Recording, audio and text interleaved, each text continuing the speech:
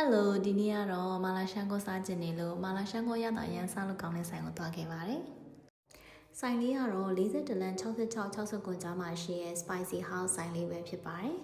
။ဒီဆိုင်လေးကိုရန်ကုန်မှာနေတော့ကတော့စားဖို့ပဲမဲ့ခုဒီ monthly ဆိုင်လေးကတော့ဒါပထမအဆုံးစားဖြစ်မှာဖြစ်ပါတယ်။ဆိုင်ရဲ့အတွင်း decoration လေးတွေကလည်းတက်ရက်တန်ရှင်းပြီးတော့ချစ်ဖို့ကောင်းပါတယ်။ခွန်တော်တော့ဒီနေရာလေးမှာစားဖို့ရည်ချလိုက်ပါတယ်။မာလာရှန်ကိုရဲ့ထဲမှုအသားတွေအသီးနှံတွေကိုခွန်းတို့စိတ်ကြရွေးချယ်လိုက်ပါတယ်။ခွန်းတို့ကတော့2ယောက်စာဆိုတဲ့အတွက်ကြောင့်အလောတော်လောက်ရွေးချယ်လိုက်ပါတယ်။အခုလိုမျိုးကိုယူတဲ့ပမာဏကို grand လေးနဲ့ချိန်ပြီးတော့ဈေးလေးတွက်ပေးပါတယ်။ကျသင့်ငွေကိုအရင်ကြိုရှင်းရတယ်ပေါ့နော်။ခွန်းတို့ကတော့2ယောက်စာကို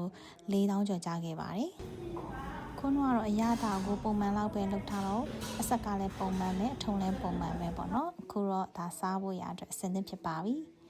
ကဲစားလိုက်တာနဲ့လေခွန်းလေးတခြားဆိုင်တွေထက်ကိုအရန်ကြိုက်ပါတယ်သူ့ရဲ့အရသာလေးကတကယ်ကိုမာလာရှန်ကိုရတာစစ်တယ်လို့ခံစားရပါတယ်ခွန်းတို့2ယောက်စာယူခဲ့တဲ့ပမာဏကလုံးဝကွက်တီပဲပေါ့နော်ထမင်းမယူဘဲနဲ့ကိုဒီ